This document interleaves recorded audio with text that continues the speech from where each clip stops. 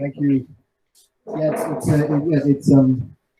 Chris is right. It's important to think about yourself. My wife Lydia tells me that I do that all the time, so I'm good. I'm good on that one. What have I done to? And I'd like to say Rebecca's by no means my support person. I have invested in the company that she set up and ran, and she's the CEO of, so I'm her support. But we'll talk about that. So what I want to talk about, I'll give you a little bit of background of who I am, and then I'll tell you about some of the companies that I started while I'm in Bali, because that might be helpful if you're thinking about starting companies. What I'm trying to think about doing is how to make this a bit more, I suppose, baked into the people who come to Green School. Because in fact, Chris was quite kind, but you know, if it wasn't for the Green School, these companies probably wouldn't exist. It wouldn't have existed because of the people we've met in the Green School and who helped us with this stuff. So I believe there's a lot of power there, and that was just me rummaging around and finding those people. But if there's a way that it can happen, you know, a bit better, then I think we can launch some other amazing companies. So I want to talk about you know, how I came here, what I did, and then just give examples of those companies so you can see what they do, and then have a bit of a discussion about if you want to start a company, how do you do that? What do you do? You know, and you know, I get a lot of people talking about why they don't start companies, but there's a lot of reasons to start companies. So my sort of background, just to sort of step back, was I was born in England to a Dutch father and an English mother, and when I was 2, I left. I left England. I went to live in, you know, around the world until I was 3, and then we moved to Liberia in West Africa. Spent 3 years there, spent 5 years in Oman in the Middle East, and went to Hong Kong for 4 years, then Singapore for 5 years, then I went to England for 6 years for university, transferred to Sydney for 7 years, moved to New York for 4 years, then went to Singapore again for 7 years, and then moved to Bali 4 years ago. So I moved around a lot. Where was the second country? My grandfather was born in Jakarta. His mum is half Indonesian, so I've sort of brought the kids back here to sort of, you know, be in their sort of semi-homeland. I think I'm 1/16 Indonesian, they're 1/32, so maybe it's not so much. But anyway, I traveled around a lot. Became a chartered accountant with KPMG, and then when I was in Sydney, I started a company called Tigerspike, which is my first slide. And I was never the smartest guy in the class, especially when I studied computer science, and there were some super dorks there who were way smarter than I was, and I was probably near the bottom of the class. But I knew who the smart guys were, and I knew kind of how techies think. So I said, I quit KPMG in Sydney and started Tigerspike, which, you know, and I love startups. So every time Tigerspike got big, it got to sort of 20 folks, and then I would get bored and it would be too big, so I'd leave Sydney, and then I went to London and set up London. That got to 20 people, so I moved to New York, that got to 20 people, then I moved to Singapore, that got to 20 people. Then we started running out of countries, because in the end we had offices in San Francisco, New York, LA, Dubai, London, Sydney, Tokyo, Melbourne. And then it ended up quite big with 300 folks in it, and we were making $50 million a year by some sort of happy accident. Like my mum always said, "How are you doing it?" I was like, yeah. Because people like that, this is why it happened. Then it all got too big and we sold it. And so we thought, well, let's move to Bali for a year, because we'd always come here since I was very young. And then I didn't have anything to do, and I didn't need to work, and so I started sort of wondering, you know, you think, oh, fantastic, I'm going to go and party. But in fact, I ended up getting anxiety, and I didn't know what it was, because I was like the bad, tough guy. I was like, Lydia, all this, you know, and she goes, I think that's an anxiety attack you're talking about. So I had anxiety about, you know, I didn't know about what, and I think it was because I didn't really have a purpose in life. And I thought, you know, what the hell am I going to do now? And I think a lot of people, when they come to Bali, think, what do I do now? Maybe they've quit a job and come here. Maybe they're taking a bit of a year off and they can reevaluate things. And it's not always on purpose. If you're a lawyer or an accountant or a doctor, it's difficult to work in Bali. So you end up quitting your job and having a bit of a sabbatical, which is a fantastic time to do things. I often talk to people who have been fired, and I'm like, well, that's amazing. Now you can do what you always dreamed of, because you don't dream of being a lawyer for the rest of your life. You know, even the lawyers I know who work for some human rights lawyers are still sort of thinking, oh, let's carry on. So what have I, what do people do when they come? Yoga, you could become a yoga instructor, carry on. Surfing, I should have learned to surf and I never did. You could take some plant medicine. Some people do this for the whole year. You can become a conspiracy theorist. There's plenty of conspiracies to get really deep into. That's some people would like to do that. That's good. You can get a divorce. We've seen these, and or the last one, you can complain about the green stuff. So a lot of parents do this. I think a lot of parents do this because if you're not doing something, you find other things to do, right? You find yourself, and you become a sound healer, which actually is a fantastic thing to do. Like, it's totally awesome. If you want to spend your year doing that, amazing. But I think a lot of these things that people are trying to do are searching for purpose. So the question is, what should I do? And Chris is absolutely right. I thought I was here for 1 year, and then we're here for 3. But at the beginning, I thought, what do I do now? Right? And then what I ended up doing was having anxiety about what to do. So I think what you're really asking when you ask what to do is, what is my purpose? And it's, if you spend a year trying to think about that and you never come to a conclusion, it's still time worth spending. But if you go to the next slide. When I was thinking, what's my purpose during these anxiety times where I didn't know what to do because I didn't have to work. I spoke to, there were some other guys in the green school who also didn't have to work because they were early people in Facebook, and they made all the time. And they said, there's no sympathy for the groups of people who make a lot of money and don't know what to do. Right? No one's going to be like, oh, you don't know what to do. So they've really you've got nowhere to turn. So my grandma died. This was the great news. My grandma died. And it allowed me to sort of think about my life. And we went to my grandma's, place that she lived. We put her in a home. We didn't love her, put her in a home. She needed to go in the home. She liked it. She loved the home. Anyway, she died, and all of her stuff was left in the home. And everyone was invited to go and take some things of hers to remember her by. She had some amazing sort of first edition books from the 1880s and stuff, which was kind of cool. And my mum took this. This is her porridge spoon. And she would stir the porridge with it, and it is worn down like that from stirring porridge for probably 50 years. She wouldn't buy another spoon. Why would you? And she would walk to the. She died with actually quite a bit of money. It was quite a surprise, but she would never think of spending another spoon. So she was super into sustainability, and I read one of the things in these books that I took of hers, and it had a little thing written there saying, "Is it my duty to do what I believe is right?" And I thought about that a little bit, and I thought what I should do is try and help as many people as possible. Like, how would that? If you're going to be of service, now you could direct yourself. How do you help as many people as possible go from wherever they are to a little bit higher? The next slide. So I knew what an impact I had as an entrepreneur, even though I wasn't smart. Like, I was the stupid guy in the class, and yet I managed to grow this company, and 300 people had jobs and paid taxes, and we did lots of great work. Back with loads of great work for the UN and some other stuff. So I knew that entrepreneurs could really turbocharge things. And I knew that women entrepreneurs were a better bet than male entrepreneurs because we've done a lot of research. This is all the research we found from Lucy at the bank, right? Women spend 90% of their income on their families. Men spend 30 to 40%. These are sort of stats that are fairly well known. Men are spending on alcohol, drugs, prostitutes, gambling. Women are spending it on their education and their families and the communities. But it's a general comment, but it's true. It kind of sucks, but anyway.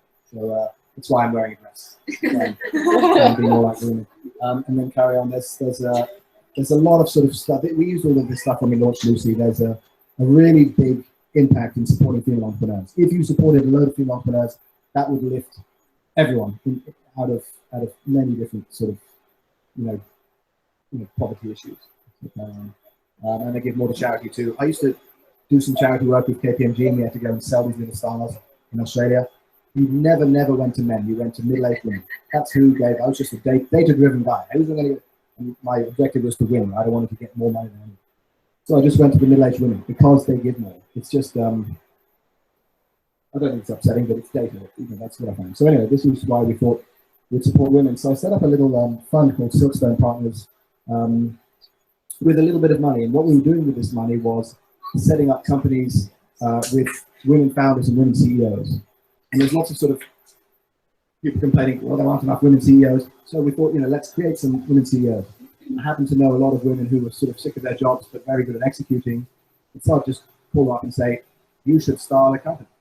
And I'll give you a little bit of money and help you, and we should do that together. And this was in Bali. So next what we'll do is go through 4 companies that we started in Bali with this fund, and talk a little bit about how they were started, what the people were thinking, how well they've done, you know, and there's a real mix there, so that you can kind of have a think about, you know, how you think about, you know, what you want to do. There's a big long debate you can have about how to find your purpose, you know, through various different things. I sort of choose to believe that if you start a company, all of those things go away. Because you get, you know, my cousin lived in Uganda, and she didn't get a good group of friends. She had a couple of kids, and so she was sort of stuck at home. She was depressed, and she had a hard time, and her husband's job was flourishing. That was all good. And then she started a little company making little shirts out of recycled cotton with a little factory of local workers. She never made any money, but she had a really great time. Like, she was purpose-driven, she was busy, and I think that it fixes a lot of things. You don't complain about the green school when you're thinking about the company you started. So a lot of the time people say, well, maybe I should think a little bit more about it. Sometimes I say, don't think about it. Start something as soon as you can, and you'll get so busy and engaged and happy that you'll forget that you secretly hate yourself. Right. So this is the I went to the internet. The Ikigai actually stole it off somebody else. The original guy was an Austrian guy, and it's the purpose Venn diagram, right? So what is my purpose? And what they're saying is, if you can find yourself in the middle of loving what you're doing, what you're good at, what the world needs, and what you can make money for, then you have a real amazing purpose. So if you think, my wife Lydia is an artist, she loves doing art, she's actually very good at it. The world does need more art, and actually she's getting paid for it now. In the beginning she wasn't, but now she's making money. And she's sort of in the middle there. She's just happy painting, and she's not trying to find herself, and she annoys all of her friends by not joining the women's circles because she's just in her studio painting. So she's super lucky. Not everyone does this, right? A lot of the big thing that people need, when I speak to a lot of people, is, look, I need money. I need to pay the green school fees. I need to live in Bali. How do I make money? And if you're thinking about, you know, your little business that doesn't make money, it doesn't work. So you've got to kind of consider all these things.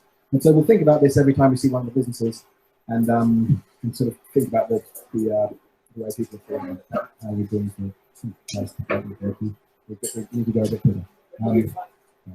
Next slide. So the first company that we set up was the company that Rebecca set up, and she can talk to you about that. And the reason Rebecca set the company up was, this is not her company, but we both worked in Tigerspike together. Beck was my head of strategy for Asia, and she was, you know, of my 300 people, probably in the top 1 or 2 people who could just execute extremely well, and she was just a fantastic person. I found out she was in Bali and said, quit your shitty job. I don't even know if it's shitty, but quit it and start your own company. What we did together in Tigerspike was, we got this guy, Ned. He made $10 million and moved to Bali to retire. And then after 2 years, he had his existential crisis. He went back to Singapore and started this company. He's like, well, what do I do next? And so he came to me and back at Tigerspike and said, can I start a company doing wealth management software? And we put it together with him in a little group. And now he has 70 people working for him. He just raised some money at a $50 million valuation. He's about to make $5 million in revenue this year. You know, clients in 15 countries. And he's super fulfilled. And, you know, the best story about Bamboo was, he moved out of his co-working space into his new office. And the tea lady from the co-working space said, can I come and work with you? You know, and so he took the tea lady with him, and she's got shares in the company. So this was such a big success story, not because of all the money they're making, but because of how it transformed Ned. And me and Beck did this with me. And then when I found out Beck was here, I said, let's do this again with other companies. And luckily she didn't like her job, and so she said yes.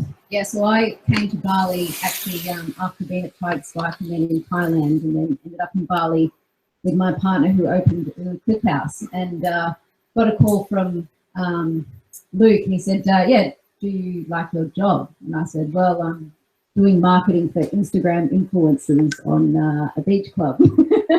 And I said, well, you know, it's all fun and glamour, but at the end of the day, it's just a job. And he said, do you want to do what you did for Tigerspike, but for smaller companies, purpose-driven women? And I said, hells yes. So he said, you're actually going to be my pilot. So I'm going to invest in you. We're going to strategize what your company should do, and then we'll set you up. And then I'm going to use you to help to launch other companies. I said, fantastic, I'm in. So that was 3 years ago now. And yeah, and it was funny because last night he was prepping for this presentation, as you do, and he actually asked me, Beck, I'm just checking in, are you actually happy? And I said, well, I actually did take a moment. I don't often take a moment, but I said, yeah. I said, at the end of the day, I'm living my life how I want to do it. I'm my boss. I decide when I work and when I don't work.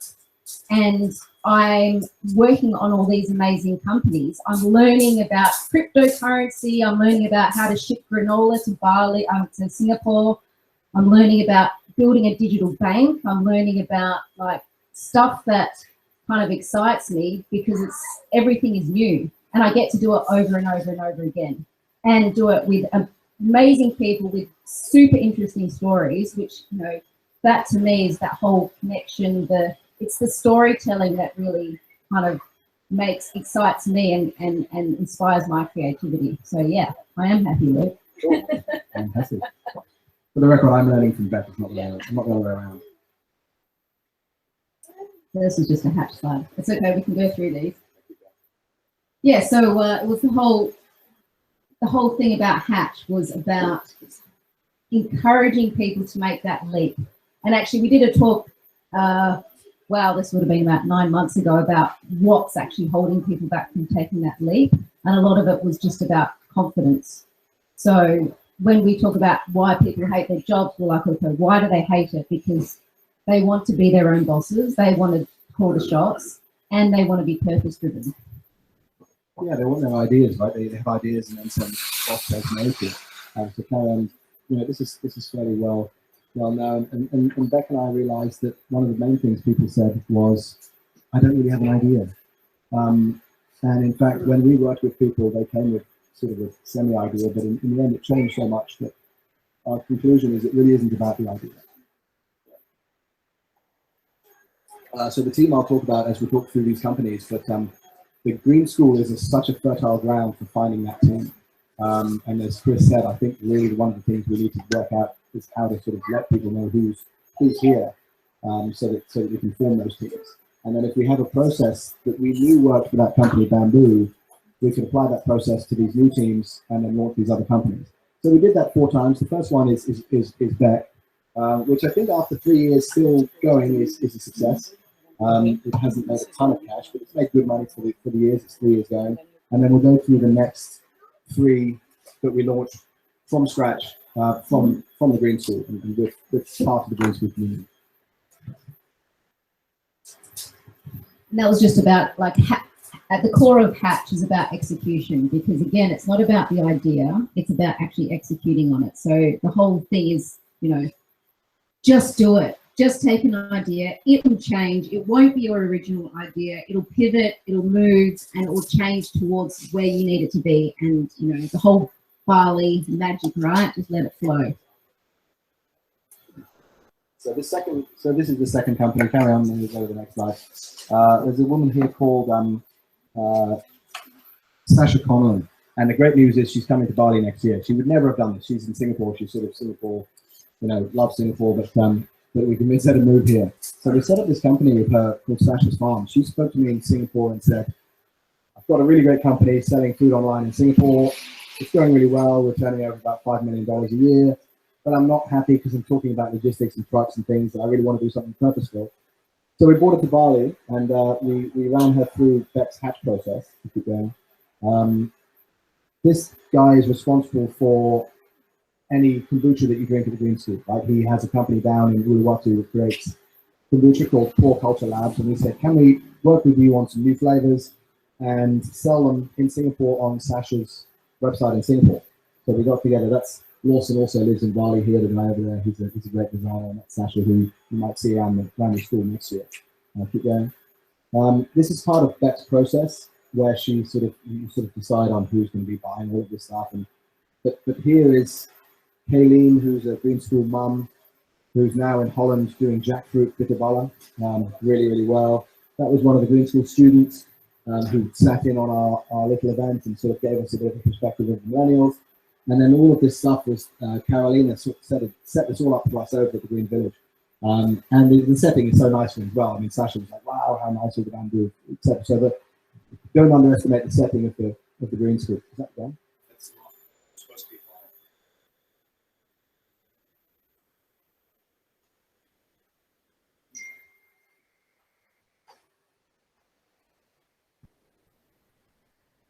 That's the third. That's the third one? Oh, good. Next slide. We're all now very zen. Good job. Good job, Luke. You wouldn't have done that 2 years ago. Exactly.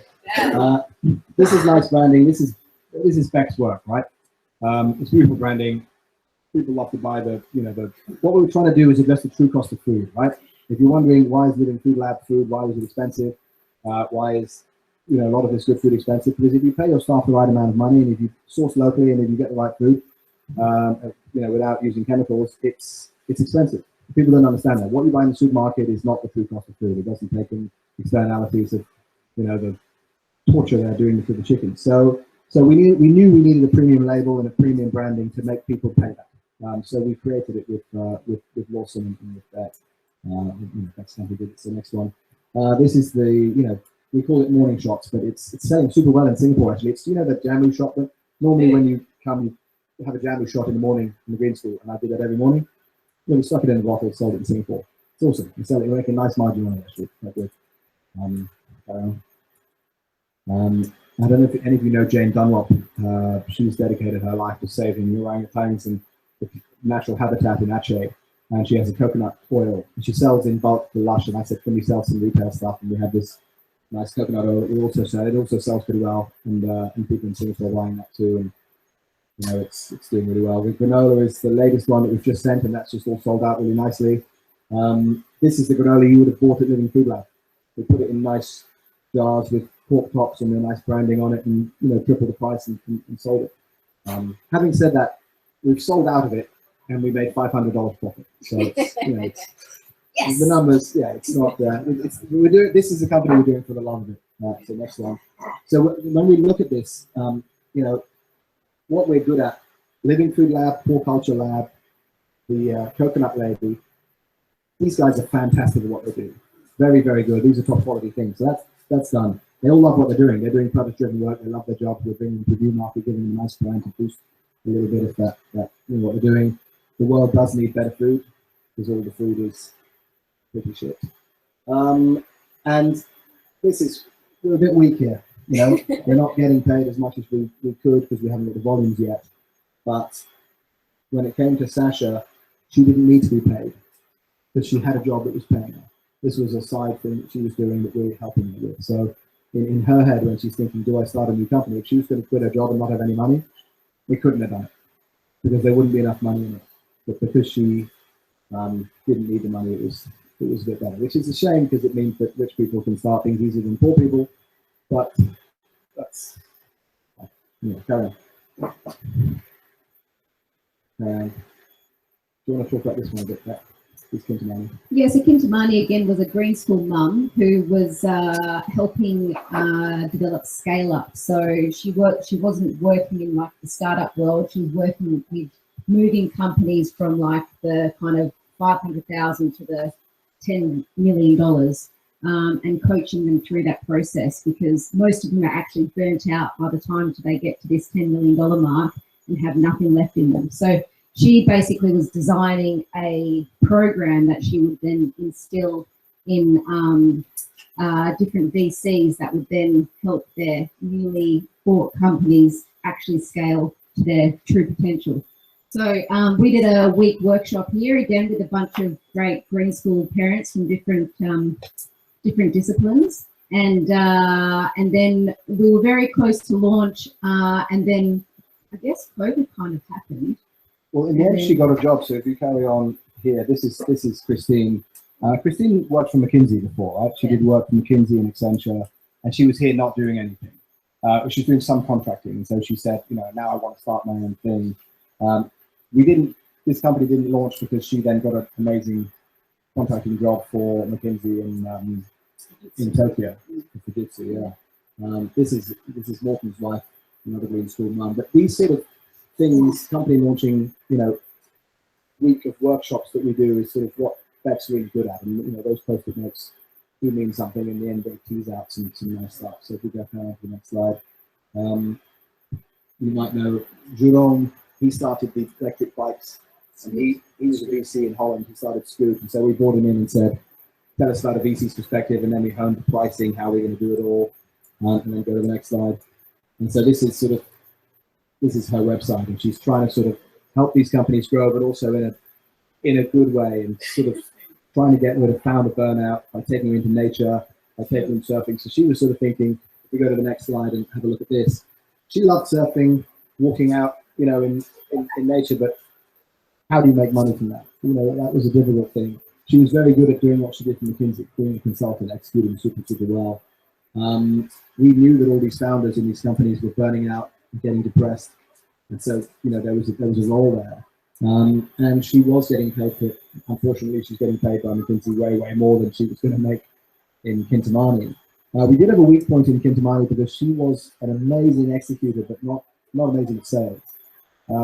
Whatever company you do, you need sales. If you don't do it, somebody has to do it. Because if you don't sell, you don't make any money, and then the company closes very quickly.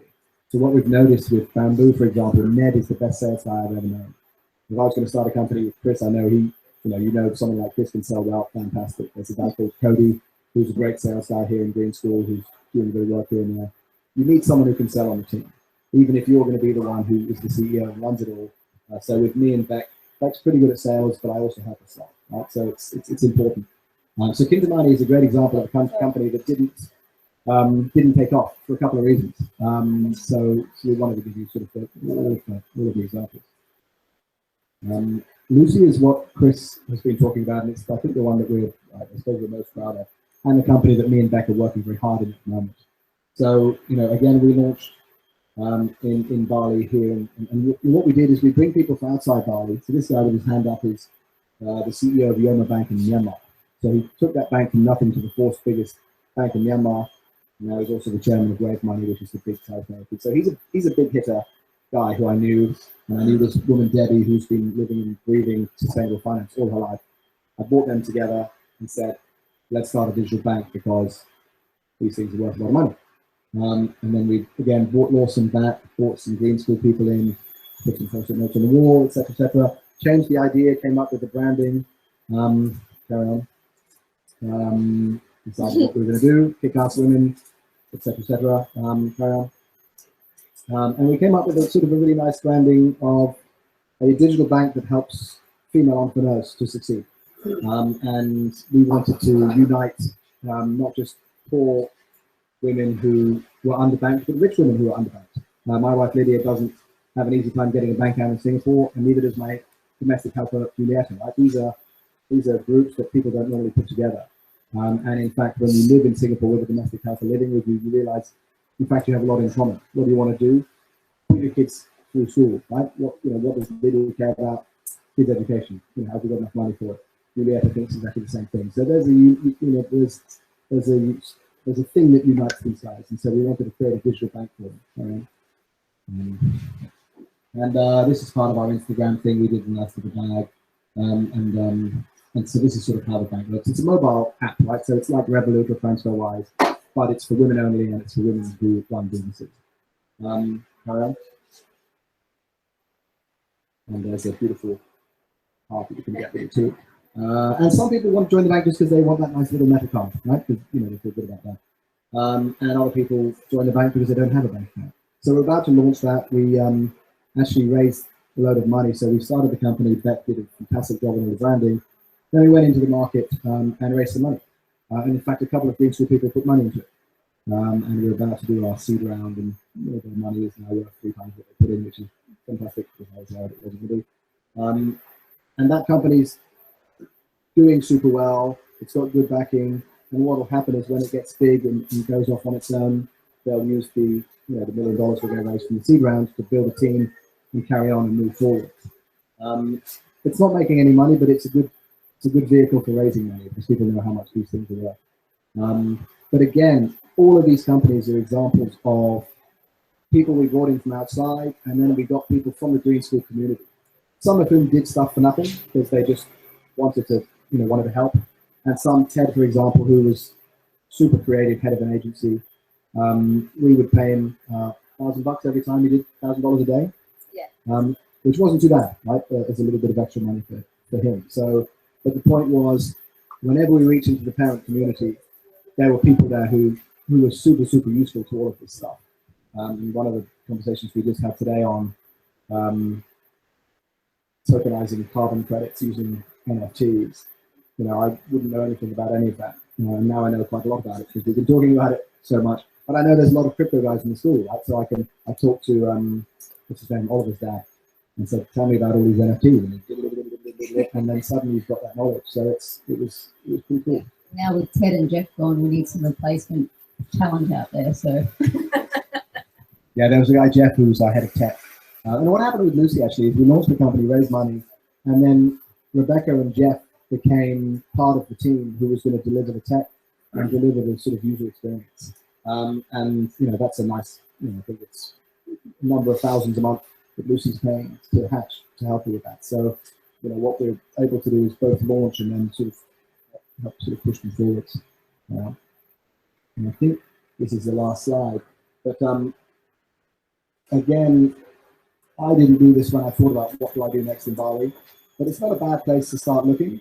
A lot of the time when I talk to people and they say, "Oh, well, I love bushwalking," the question is, can you make money from bushwalking? And the funny thing was, I remember when I was at my meditation teacher, he said, "Oh, you do apps. Can you do a meditation app?" I was like, meditation kind of has to be face-to-face. I don't think you can make money from a meditation app. Headspace is making $200 million a year. So sometimes you can, funnily enough. And like I said, with Kintamani, the consultancy, she was going to make a lot of money taking stressed out executives out into the wilderness, out surfing, out bushwalking, right? But then charge them for the consultancy that goes around it. A lot depends on this last sort of circle here. How much money do you need? If you need a certain amount of money, you're going to need to have a business that can make that amount of money. Some people who are a lawyer and a fantastic lawyer say, "I don't like being a lawyer, I want to do something else." But in fact, if they're really good at being a lawyer, have contacts in law and a lot of knowledge, sometimes if they do something in law, it really helps, because starting a whole new thing is not easy. Right? You've got to think about what you know, and maybe you could automate some aspect of it or do some sort of environmental law or whatever it is. But you can't, it's difficult to go sort of totally into a new thing. Although sometimes when two worlds collide, if you're a lawyer and also love, you could do something with you. I know, doesn't it? But yeah, and then loving what you're doing, and everything we do at Hatch is purpose driven, right? So we don't like to do things that, if you don't enjoy what you're doing and you don't want to get up in the morning because you're not doing anything good. A lot of the conversations I have is, I'm not really doing anything good. I'm working for, maybe you're even working for a Unilever, who's a good company, right? You can feel good about that Unilever is good. Then you think, well, what are they going to be doing in 10 years? Just working for Unilever and then they're going to be 60. So it's a good idea to sort of sit down and have a think. But me and Beck have plenty of stories of people who sit down and think for a bit too long. And I think my sort of final thing I'll say before we start asking questions is that all of the time that you spend wondering what to do, often that's kind of a bit wasted. Because when you decide what to do, it totally changes. And if you're trying to find something you totally love, you sometimes wait for too long. I don't really love tech, but I like startups. I love music, so I could do that. But if you ponder too much, you'll find that the year's gone. And I was quite lucky that we could stay in Bali for 3 years. But if you want to do something in the year that you're here, it's difficult. 2 or 3 years is a bit more realistic, but you have to start, pretty quickly. And so keep that in mind as you think about what you should do and the opportunity. I mean, the main thing is, if you're not working, you have an amazing opportunity. One of the guys I encouraged to quit his job was about to do an MBA. Right? He was going to spend $50,000 on it. And I said he was an absolute idiot. Take the $50,000 and spend it building a company. Right? Because that's a good little piece of seed money for that. and if it succeeds or fails, he will learn more than his MBA. So it's, you know, it's we don't often have a chance to sort of spend a year, you know, without having to do a job. So, you know, don't waste it.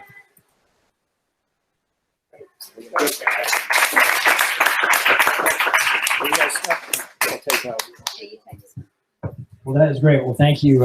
You don't have to go. Well, I'll sit here. It's easier. Easier? Okay. Okay. Thanks, Luke and Becca. And yeah, I mean, it is amazing how many businesses have been started by families. If you're on the thread, the Living Food Lab thread, I was commenting today that Living Food Lab was started by 2 parents, handed over to another parent. Free Coffee was started by 2 parents. The original Green Shop was started by a parent. The original, which is called the Organic Farm Stand, which maybe you guys maybe even haven't seen any of these things, but that was started by 2 Green School parents. The Wadum was run by a Green School parent. And so there is, like, around you at all times, there are a lot of opportunities where there are parents doing different things. I mean, I'm a very weird example. I mean, most of you don't know my whole story, but I was in Silicon Valley Tech for 25 years, and then I come here to take a year off, and I end up running Green School as the director for 3 years. I mean, what the hell is that? So, but it actually made total sense because of my love for education and what I wanted to do. So anyway, so that was great. I didn't know you guys did all that stuff. Glad I asked you guys to come and talk. You guys were productive. It's good. So, do we have any questions for these guys? You have to have some question. What did Tigerspike do? So the question is, what did Tigerspike do? You know, we started doing ringtones. I was in a band.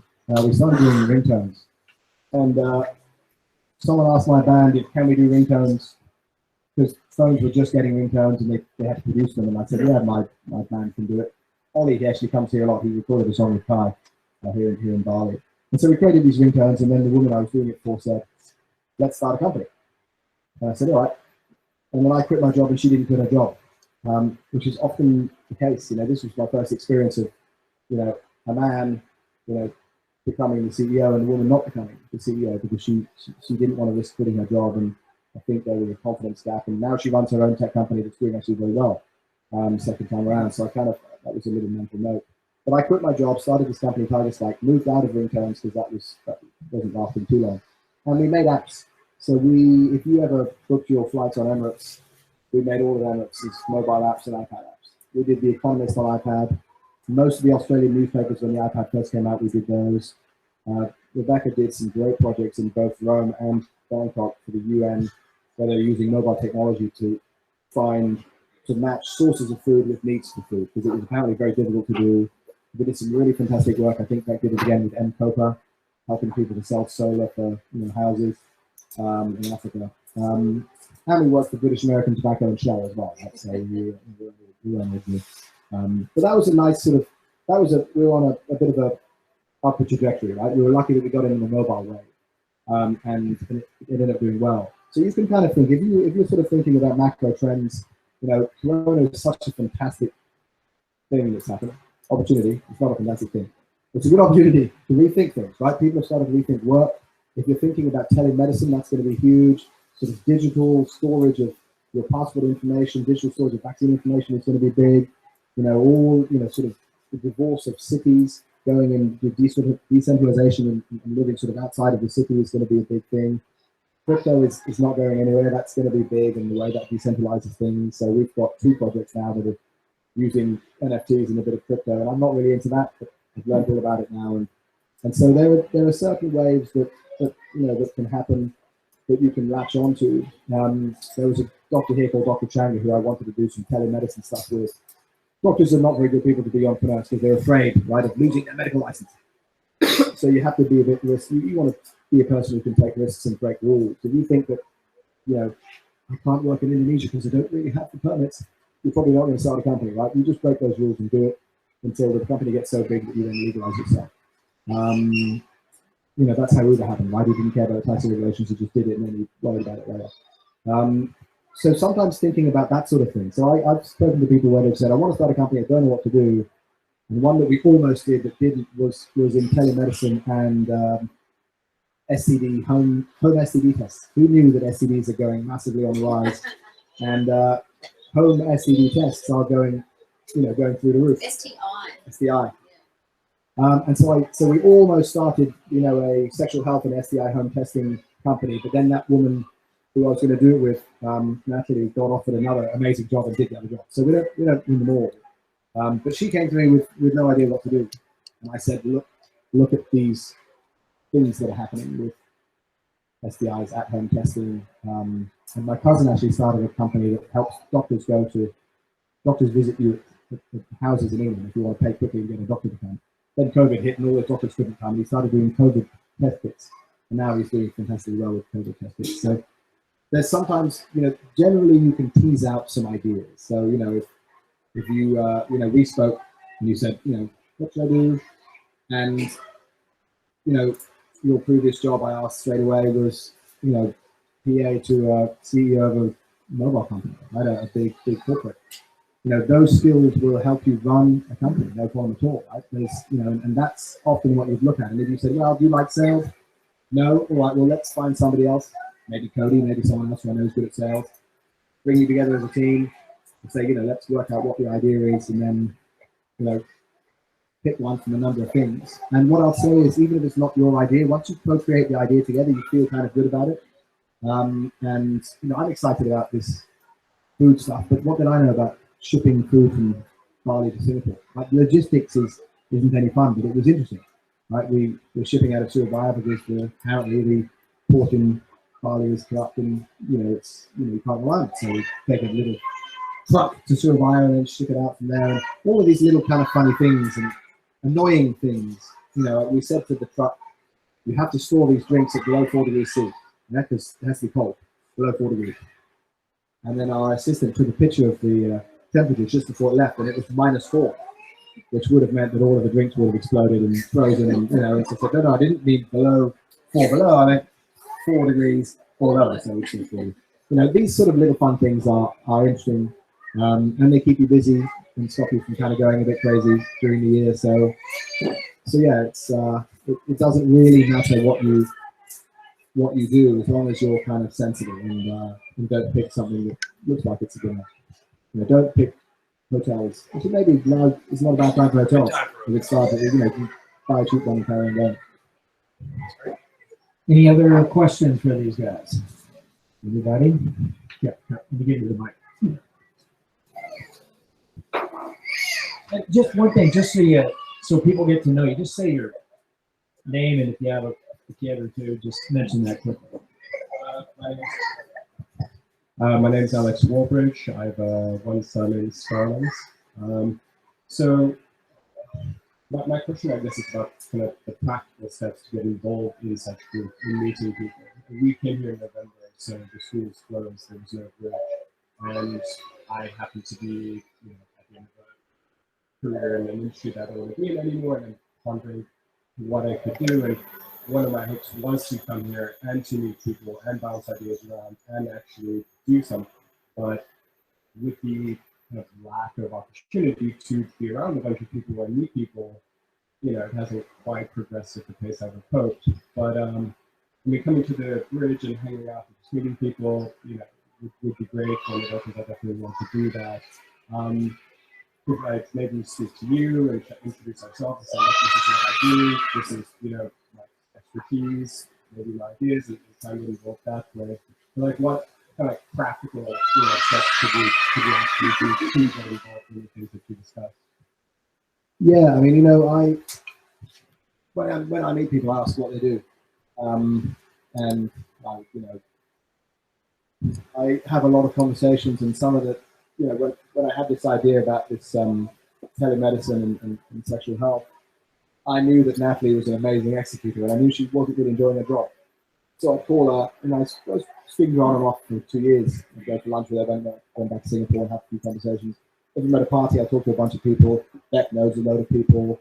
I met a guy at a party the other day who's back to open a big, restaurant, so I knew that Beck's husband runs these things, and so hey, you could chat. So for me, I'm curious about what people do, and I'm curious about businesses, and so I would meet you somewhere and you'd say, well, I used to be ding ding ding, And I know in my head that any one of a number of people who, who might want to do something different. And I think sometimes because I've done this work with Rebecca, I'm sort of thinking, well, let's say I wanted to start a company and I needed a good sales guy.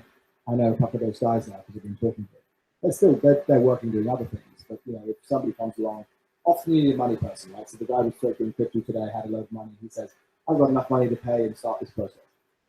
And I know 2 other guys he's going to need. And so I'll call them and say, join us in this workshop. So let's say you were a lawyer and we needed some sort of legal bit of a workshop. I'd say, Alex, why don't you come to the workshop and help us with this thing? And then you might say, hey, let's carry on with this. I want to join this founding team.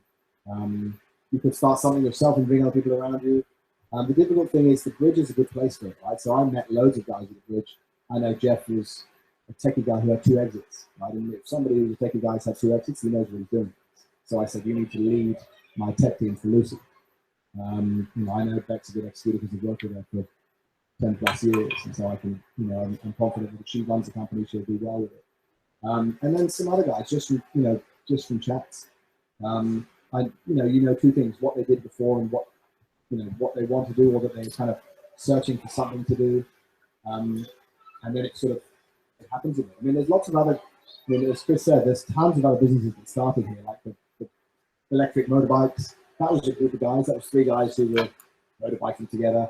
So in a way, all this sort of yoga and plant medicine and surfing is good. Like, you join all of those things, and unfortunately, the bridge is not as vibrant as it was. We need to get back there. But it's not just that. Funny enough, is the men's circles and the women's circles, and going out and getting drunk, or the surfing buddies, or the motorcycling buddies who go out for a year. Some of these guys who go out for a year, I mean, one of the Green School dads is Tony Fidel. He invented the iPod with Apple and sold Nest to Google for $4 billion, right? So these guys will, at the very least, have a perspective on what you're looking to do. And there's a few guys like that. There's a bunch of venture capitalists on campus who can sort of, with Lucy, they put me in touch with loads of people.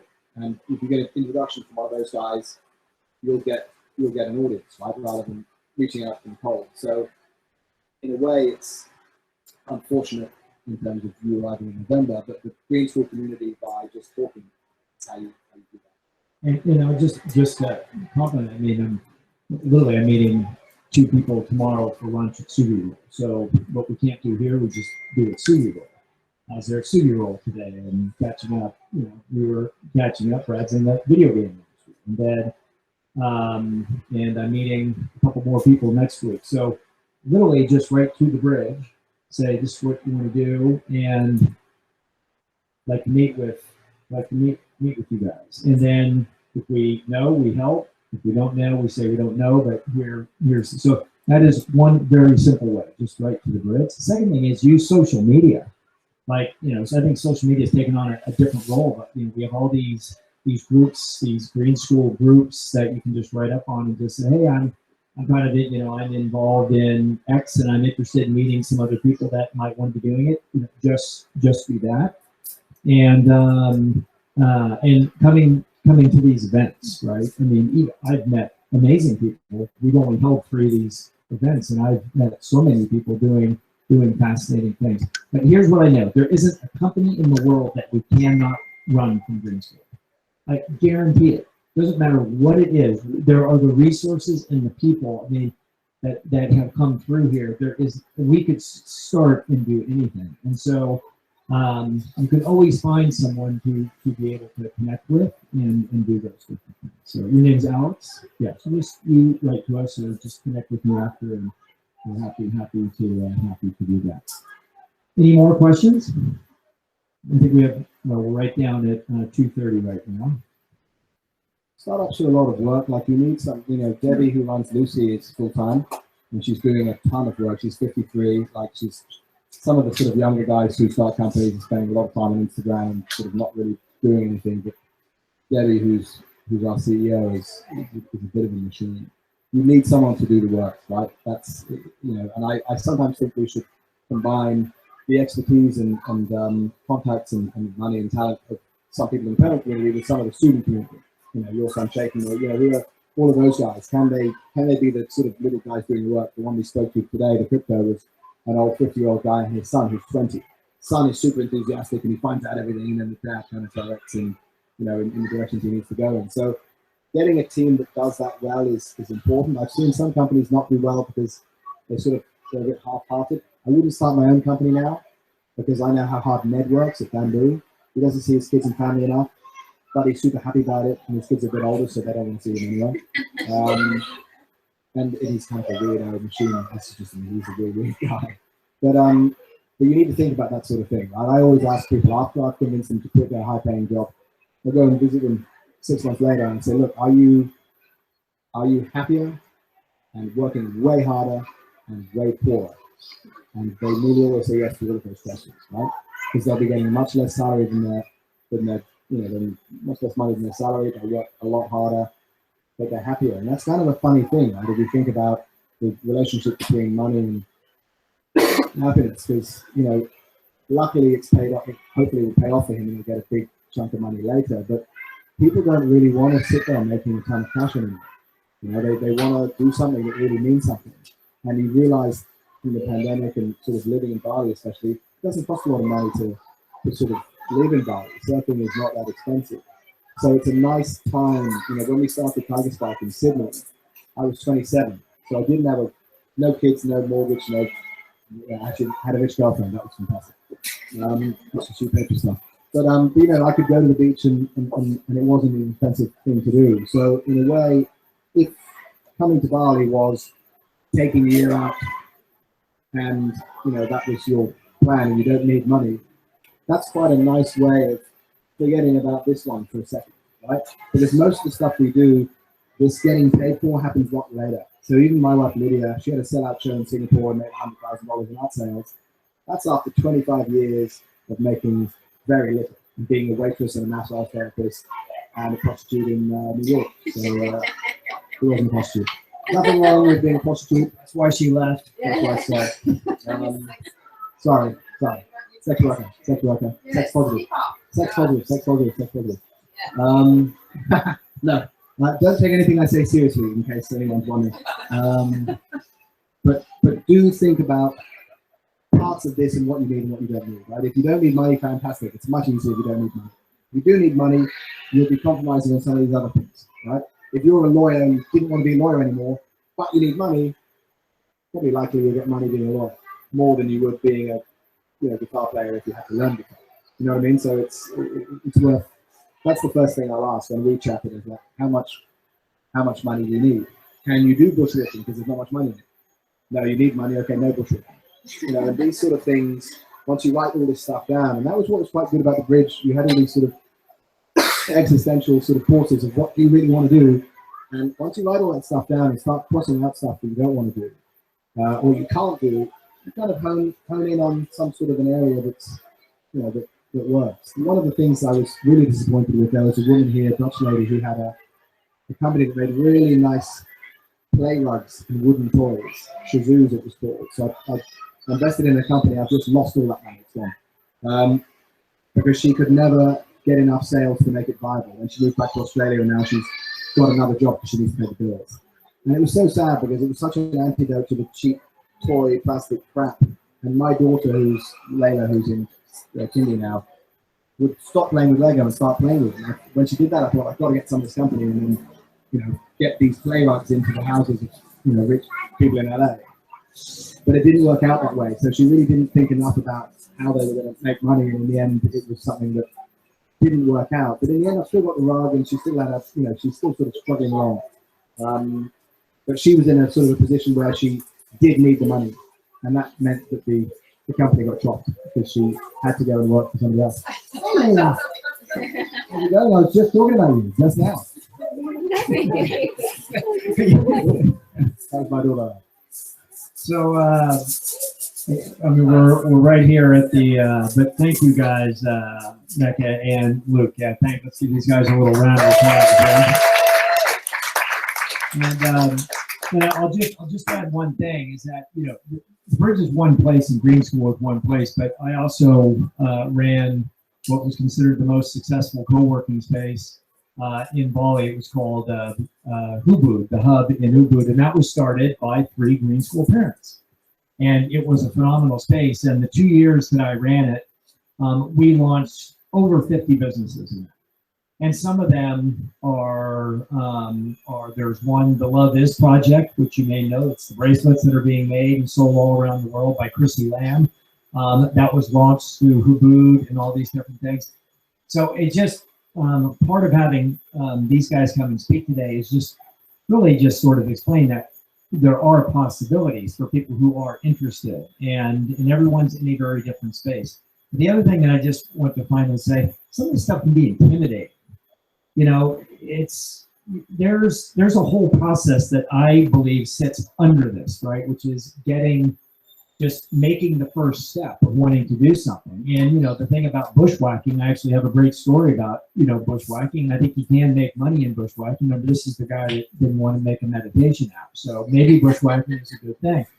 But the point of that is that if you walk out of here and you're thinking like, oh, I can't do that, or I want to do something with crochet and knitting, I can't, just come and talk to somebody.